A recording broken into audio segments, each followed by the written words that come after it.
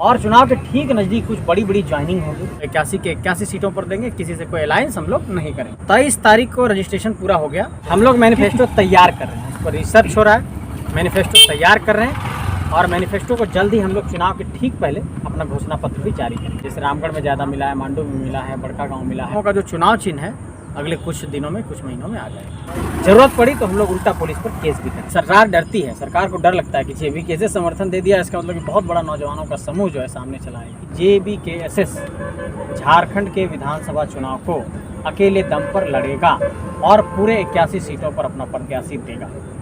जोहार, नमस्कार, मैं सुरेंद्र कुमार, आप देख रहे हैं खतियानी खबर। अभी हमारे साथ हजारीबाग लोकसभा के प्रत्याशी संजय मेहता जी हैं और रामगढ़ आए हुए थे, तो आइए इनसे ही बात करते हैं। दादा, सबसे पहले जोहार आपके तमाम दर्शकों को बताइए। दादा, अभी सबसे पहले थोड़ा लोकसभा चुनाव को लेकर जाते हैं कि लोकसभा चुनाव में आपका वोट प्रतिशत बहुत बढ़िया रहा, इसको लेकर आप क्या कहेंगे? नहीं, तमाम हम लोगों ने पहले भी मतदाताओं का आभार व्यक्त किया था कि बहुत ही कम समय में यहाँ के लोगों ने बिना पैसे के, बिना किसी लालच के एक ऐसा उदाहरण प्रस्तुत किया कि साधारण लोग भी राजनीति में आ सकते हैं और वोट हासिल कर सकते हैं। और जिस तरीके का वोट मिला है उससे बड़े राजनीतिक दलों के अंदर भी ये बात गंभीर चिंतन का विषय बना है कि ये नौजवान इतना वोट लेकर के कैसे आए। तो उन लोगों को मैं ये बताना चाहता हूँ कि ये विचारधारा की बुनियाद पर ये वोट हम लोगों को मिला है और आगे भी हम लोग इसकी लड़ाई को लगातार जारी रखे हुए हैं। तो जितना वोट आया, तो क्या आप उस वोट से संतुष्ट हैं कि लग रहा है कि कुछ और वोट आता है? नहीं, वोट से तो संतुष्ट नहीं है, हम लोग तो जीतने के लिए चुनावी मैदान में आए थे।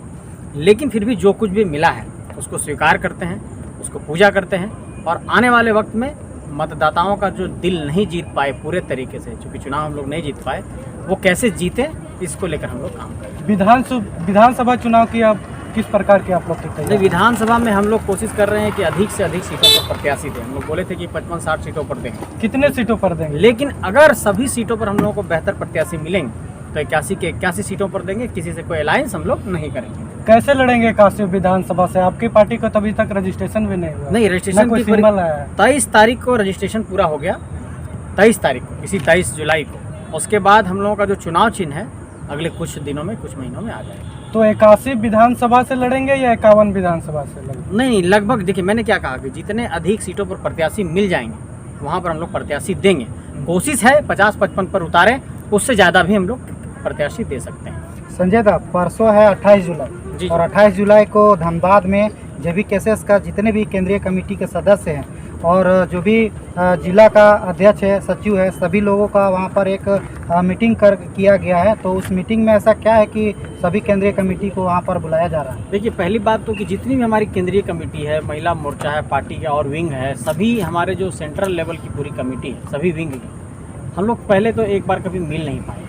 उधर हम लोग लोकसभा में बिजी रह गए, आंदोलन में बिजी रह गए, उस वक्त संगठन विस्तार का काम चल रहा था। अब हम लोगों ने एक कोशिश की है कि चूँकि विधानसभा चुनाव नज़दीक है और जिन कमियों को हम लोगों ने महसूस किया लोकसभा में, तो कैसे और बेहतर किया जा सके, तो हम लोग सभी लोग पूरे राज्य स्तर से वहाँ पर धनबाद में बैठने जा रहे हैं और विधानसभा चुनाव को लेकर के क्या तैयारी हो सकता है, क्या हम लोग आगे कर सकते हैं, कैसे बेहतर काम किया जाए, कार्यकर्ताओं को कैसे बूस्टअप किया जाए और हम लोगों को ऐसा क्या करना है कि हम लोग जीत जाएँ। इन्हीं सब बातों पर परिचर्चा होगी और एक तरीके से सब लोग हम लोग मिले जुलेंगे। सभी कार्यकर्ताओं का, नेताओं का, पदाधिकारियों का एक दूसरे से परिचय भी होगा। जैसा कि अभी टाइगर जयराम दादा बता रहे हैं कि उनको भाजपा से भी ऑफर मिल रहा है गठबंधन को लेकर, और जो महागठबंधन की जो कांग्रेस की सरकार है उनके तरफ से भी ऑफर आ रहा है। तो क्या अगर JBKSS को इस प्रकार का अगर ऑफर मिलता है, एक अच्छा ऑफर मिलता है गठबंधन करने को लेकर, तो क्या इस विचार पर विचार कर सकती है? नहीं, हम लोग राज्य में अकेले चुनाव लड़ेंगे और उन्होंने कल प्रेस कॉन्फ्रेंस में भी ये बात स्पष्ट कर दिया कि जो भी इस तरह की अफवाहें चल रही हैं, जो भी इस तरह की बातें चल रही हैं, हम लोग उसको दरकिनार करते हैं और हम लोग अकेले चुनाव लड़ेंगे। ये उन्होंने कल प्रेस क्लब में, प्रेस कॉन्फ्रेंस में भी कह दिया।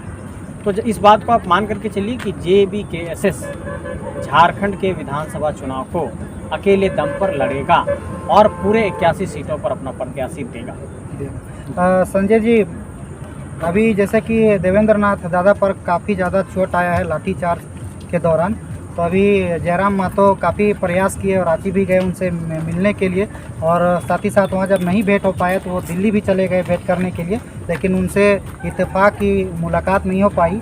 तो अभी जो इस प्रकार का खटास चल रहा है, क्या बोलिएगा इस पर? नहीं, इसमें कुछ खटास वगैरह की कोई बात नहीं है।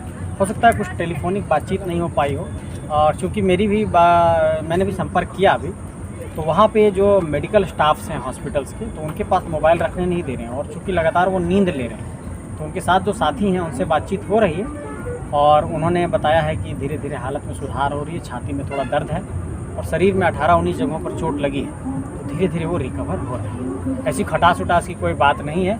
हो सकता है कि टेलीफोन से संपर्क नहीं हो पाया होगा, तो टेलीफोन है, टेक्निकल चीज़ है, हो सकता है हर वक्त कॉल नहीं लगता है। हम लोग भी कई बार किसी को कॉल लगाते हैं तो नेटवर्क का बहुत सारा बात है, टेक्निकल इशू कुछ रहा होगा, खटास कहीं कुछ ऐसी कोई बात नहीं। और एक सवाल है, हजारीबाग लोकसभा प्रत्याशी हैं, तो आप किस विधानसभा से चुनाव लड़ेंगे? ये संगठन फैसला करेगा, हम अकेले फैसला नहीं करेंगे, संगठन इस पर निर्णय लेगा।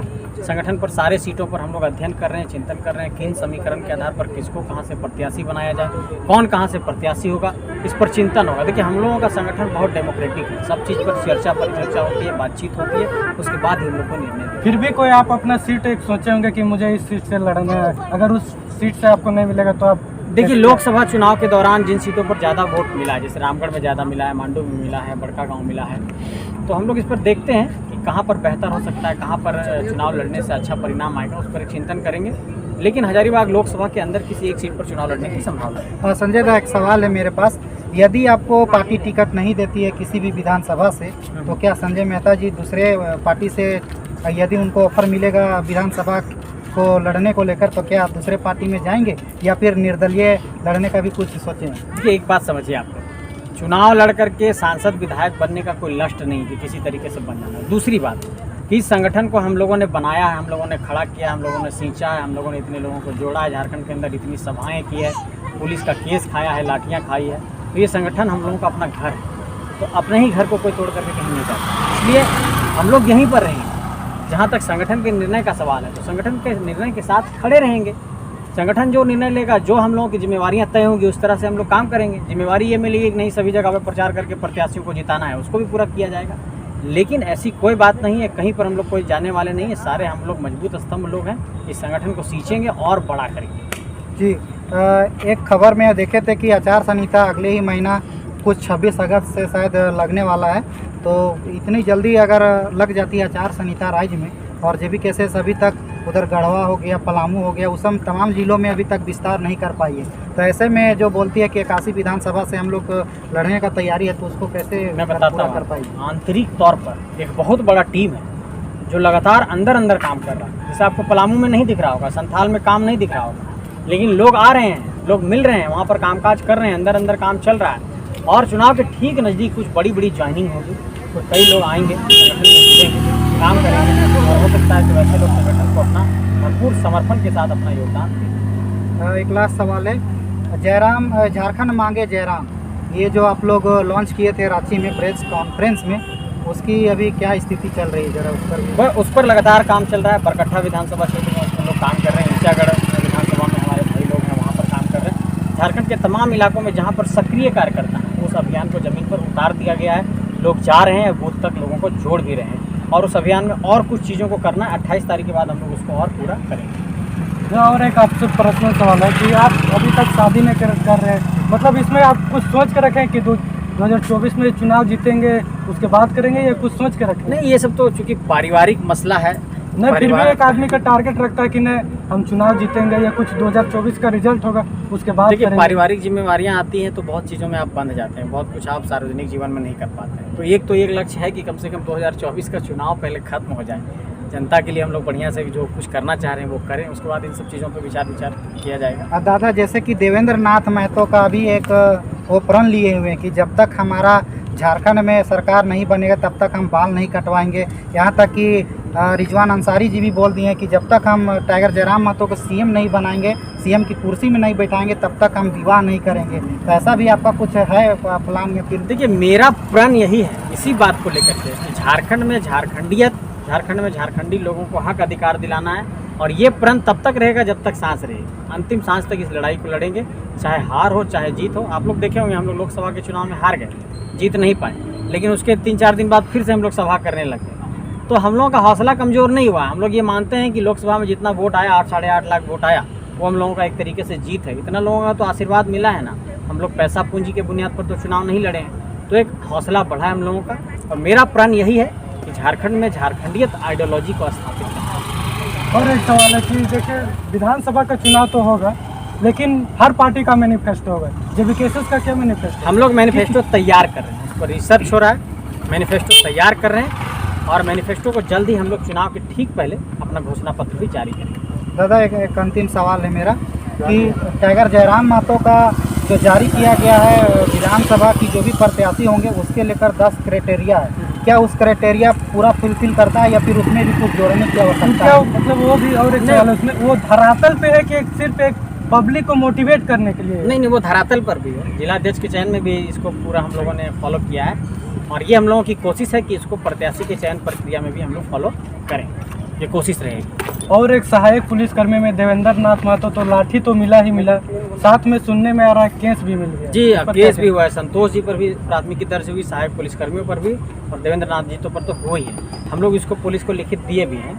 और हम लोगों ने मुख्यमंत्री को भी दिया है कि इस तरह की कोई चीज़ ना की जाए और हम लोग लगातार इसका विरोध दर्ज करा रहे हैं। जरूरत पड़ी तो हम लोग उल्टा पुलिस पर केस भी करें। तो आखिर कितनों दिन तक लाठी भी खाए, खून भी बहाए, अपना हक अधिकार के लिए जाए, केस भी जाए, जेल भी जाए, कब तक आखिर है? यही दुर्दशा है झारखंड का, इसी के लिए तो लड़ाई है, इसी तस्वीर को बदलना है और ताकि झारखंड में ये डर भय का माहौल खत्म हो। बार बार केस मुकदमा, फर्जी थाना पुलिस, फर्जी FIR, इसी से डराया जाता है। इस डर को हम लोग दूर करना चाहते हैं। हमारे दर्शक जानना चाहते हैं कि जिस प्रकार से देवेंद्र नाथ महतो पर नॉन अवेलेबल जो है उन पर धारा लगाई गई है, तो नॉन अवेलेबल जो है वो धारा क्या चीज़ होती है उसको थोड़ा डिटेल में बताएं ताकि आप वकील भी है थोड़ा दर्शक। देखिए, दूसरा एक होता है संज्ञेय अपराध या एक होता है असंज्ञेय अपराध, कॉग्निजेबल और नॉन कॉग्निजेबल। दरअसल क्या है कि इसमें 307 का सेक्शन लगा हुआ है और 30 सेक्शन मतलब कि अटेम्प्ट टू मर्डर, आप किसी के मर्डर का प्रयास किए हैं, तो इसका मतलब ये जो सेक्शन है 307 का, ये नॉन अवेलेबल सेक्शन है। इसमें जो है एक तरीके से मतलब आप कह सकते हैं कि जो जमानत है इसकी प्रक्रिया थोड़ी जटिल है, तो लेकिन फिर भी हम आप तमाम दर्शकों को ये कहना चाहते हैं जो तमाम सेक्शन लगाए जो एक तरीके से झूठा FIR दर्ज कराया। वीडियो में साफ तौर पर ये दिखाई पड़ रहा है कि जानलेवा आपने प्रहार देवेंद्र नाथ महतो पर किया है, ना कि देवेंद्र नाथ महतो ने किसी पर किया, और उल्टा आप उन पर FIR कर रहे हैं अटेम्प्ट टू मर्डर का, जबकि अटेम्प्ट टू मर्डर का FIR उन पुलिसकर्मियों पर होना चाहिए था जो देवेंद्र नाथ महतो को मार रहे थे। तो ये एक फर्जी FIR है, जरूरत पड़ी तो हम लोग भी कोर्ट के माध्यम से पुलिस पर FIR करें। और दादा एक सवाल है कि सहायक पुलिस उससे पहले कुछ दिन पहले राजभवन घेराव किए थे, उस समय सिंपल सा जैसा किए और आ गए, लेकिन जब जेबी केसेस का समर्थन रहा तो उन लोगों पर लाठीचार्ज किया गया, इस पर क्या कहेंगे? सरकार डरती है, सरकार को डर लगता है कि जेबी केसेस समर्थन दे दिया, इसका मतलब कि बहुत बड़ा नौजवानों का समूह जो है सामने चला आएगा और इसी डर के कारण लाठीचार्ज किया गया है। दादा लाठीचार्ज करना सही चीज़ है, कर दिए, अच्छा बात है, लेकिन क्या उन लोग का जो है ये कानूनी प्रक्रिया में छूट दिया गया कि आप कमर से ऊपर माथे में भी चोट आप मार सकते हैं? नहीं, लाठीचार्ज में नहीं। दूसरी बात कि लाठीचार्ज से पहले आपको वाटर कैनन, आंसू गैस, इसका प्रयोग कर लेना चाहिए। आप डायरेक्ट लाठीचार्ज नहीं करते, इन्होंने डायरेक्ट लाठीचार्ज कर दिया, ये गलत किया। और सबसे पहली बात कि आपने सर पे भी मार दिया, छाती पे भी मार दिया, ये गलत बात है। इस तरह की चीज़ नहीं करनी चाहिए थी, इसको बर्दाश्त नहीं किया जा सकता है, स्वीकार नहीं किया जा सकता है, इसकी निंदा करता हूँ। विधानसभा चुनाव की क्या रणनीति है? विधानसभा चुनाव की रणनीति यही है कि झारखंड के 81 सीटों पर हम लोग प्रत्याशी दें और ज़्यादा से ज़्यादा सीटों को हम लोग जीतने की कोशिश करें। बस और अंतिम सवाल, झारखंड की जनता को क्या संदेश? जनता को यही कहना चाहेंगे कि बहुत सालों के बाद झारखंड में लोग जागे हैं, आप लोग सब साथ दीजिए। हम लोग पैसे पूंजी से कमज़ोर लोग हैं, आप लोग साथ देंगे तो एक बदलाव का जो रास्ता हम लोग बनाना चाहते हैं वो बदलाव का सपना पूरा हो पाएगा। और एक अंतिम सवाल है, लोग जेबी केसेस को ही वोट क्यों दें? जेबी केसेस को वोट इसलिए दे कि ये झारखंड की बात करती है, झारखंडियत की बात करती है, झारखंडी हक अधिकार की बात करती है, झारखंड के लोगों को नौकरी दिलाने की बात करती है, इसलिए जेबी केसेस को वोट देना तो सभी पार्टियां करती है। पार्टियां बात करती है, हम लोग हक अधिकार दिला रहे हैं। बिना किसी पावर के हम लोगों ने 20 करोड़ मुआवजा दिलाया है पूरे झारखंड के अंदर, तो जब पावर आएगा तो कुछ और बेहतर करेंगे, ये दर्शकों को बताना चाहते हैं। और कुछ संदेश देना चाहेंगे? बस संदेश यही है कि झारखंड के लोग एक साथ खड़े होइए, साथ दीजिए। ये झारखंड की लड़ाई है, झारखंडियत की लड़ाई है। ठीक है।